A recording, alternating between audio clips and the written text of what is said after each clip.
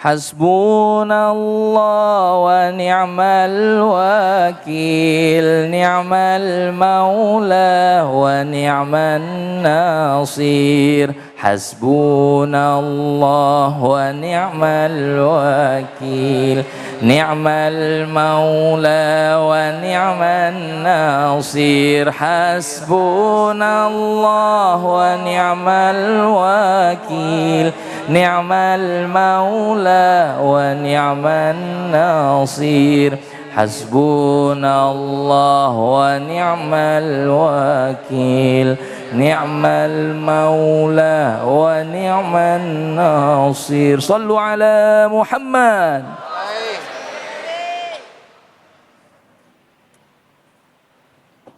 Bu, Kang. Jadi segmen kita saat ini akan membahas mengenai bahaya hasad. Di dalam surat Al-Falaq ayat yang terakhir yaitu Bismillahirrahmanirrahim, kita berlindung dari bahaya hasad. Min syarri hasidin idza hasad. Yaitu dari keburukan penyakit hasad. Apa itu hasad? Menurut Imam Al-Ghazali di dalam kitab Ihya Ulumuddin mengatakan bahwa hasad adalah menginginkan nikmat orang lain hilang dan berganti kepada diri kita. Dan beliau juga menjelaskan bahwa hasad adalah puncak kemaksiatan tertinggi di dalam hati kita. Kenapa? Karena penyakit hasad ini adalah penyakit hati pertama yang muncul. Kapan? Yaitu waktu iblis tidak mau bersujud kepada Nabi Adam. Disitulah ada yang namanya benih-benih hasad. Maka kita harus mewaspadai itu dan berlindung kepada Allah dari bahaya penyakit hasad. Dan menurut Imam Al-Ghazali juga, hasad terbagi menjadi beberapa tingkatan. Yang pertama yaitu menginginkan nikmat orang lain hilang dan berpindah kepada diri kita. Tingkatan yang kedua yaitu menginginkan kenikmatan orang lain hilang meskipun tidak berpindah kepada diri kita. Dan yang ketiga yaitu tidak menginginkan kenikmatan orang lain hilang tetapi dia tidak suka, benci jika ada orang lain yang nikmatnya lebih besar dan banyak darinya. Ada enggak di sini yang punya penyakit iri, dengki, hasad? Ada. Syirik itu namanya. Syirik tanda tak mampu. Maka mari kita berhati-hati dengan hati kita, karena hasad adalah cerminan dari penyakit hati orang-orang yang tidak mensyukuri nikmat Allah. Karena sesungguhnya nikmatnya Allah itu sudah terbagi secara adil. Tetapi kita seringkali iri terhadap nikmatnya orang lain.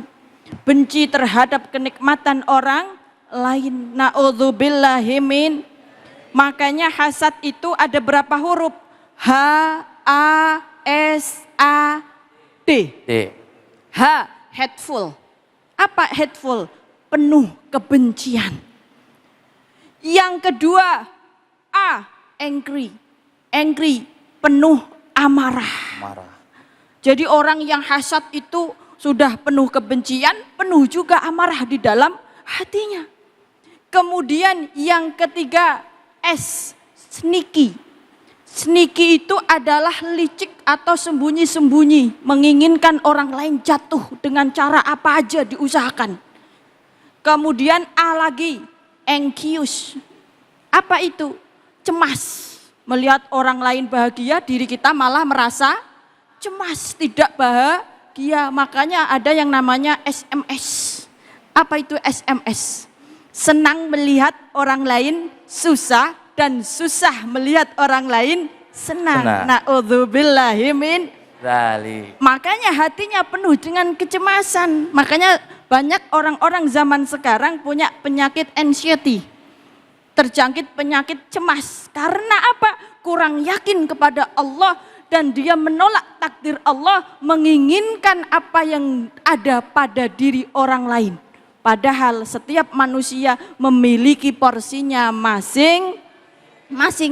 Kemudian yang terakhir huruf D. Apa itu D? Destruktif. Merusak.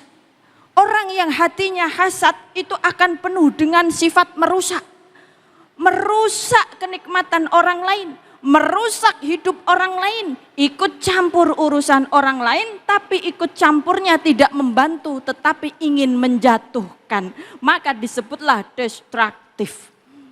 Jadi hasad itu tadi apa Bu? Hateful, angry, sneaky, anxious, dan juga destruktif. Jangan sampai ada di dalam hati kita yang dijangkiti penyakit hasad.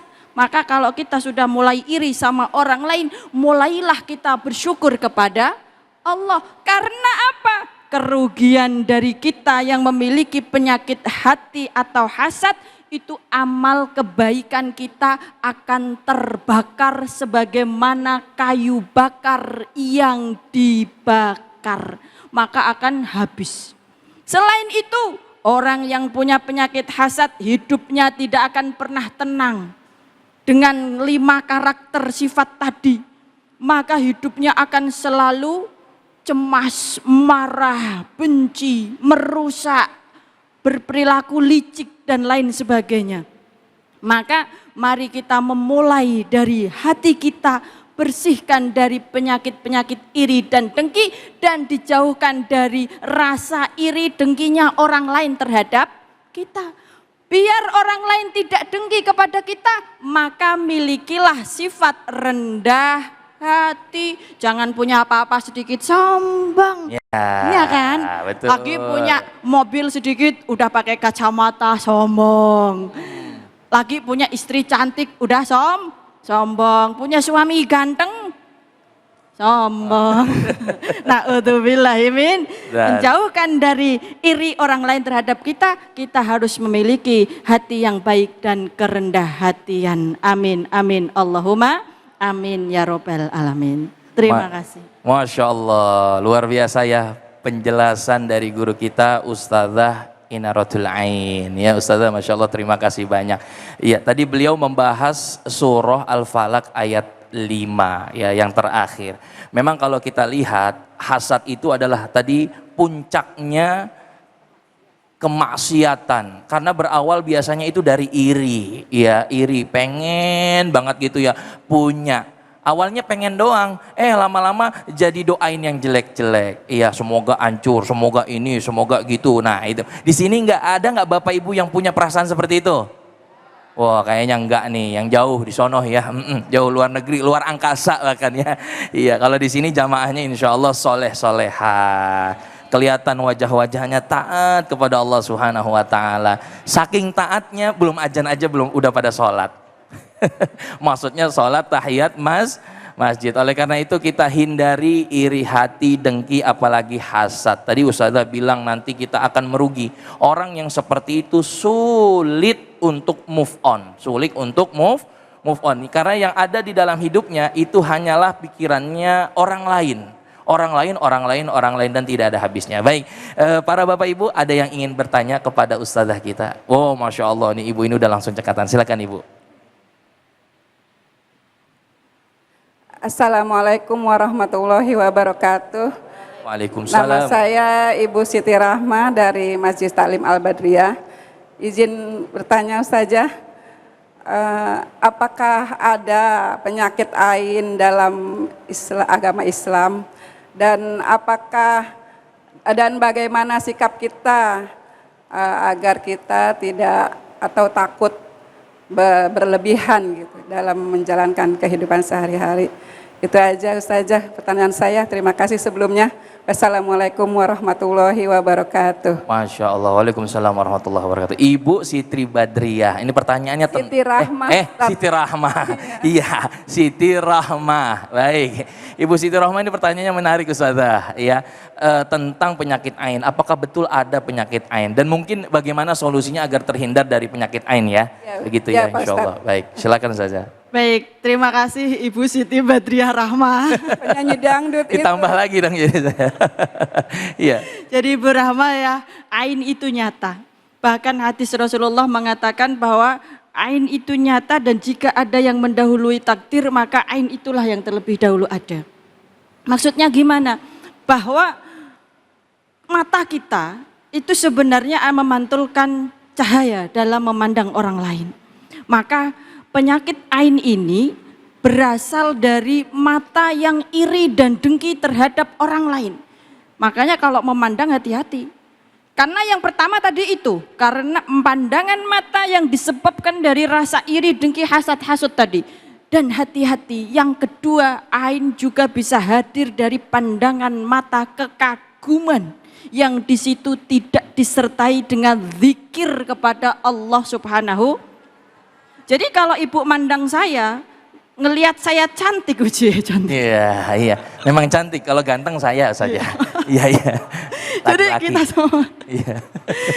Kalau memandang ada wanita cantik, ada orang ganteng, itu maka sertailah pandangan itu dengan zikir kepada Allah Subhanahu wa taala. Masya Allah, tabarakallah. Jangan menggunakan pandangan kita dengan pandangan hawa nafsu. Karena ternyata pandangan hawa nafsu itulah yang akan melukai orang yang kita pandang. Dan itu nyata dan ada. Maka seringkali medis mengatakan ada penyakit-penyakit yang tidak terdeteksi. Itulah penyakit ain. Na'udzubillahi min dzalik. Masya Allah, sudah jelas ya Bu ya. Jadi bahkan katanya ain itu bisa juga terkena kepada barang yang kita miliki.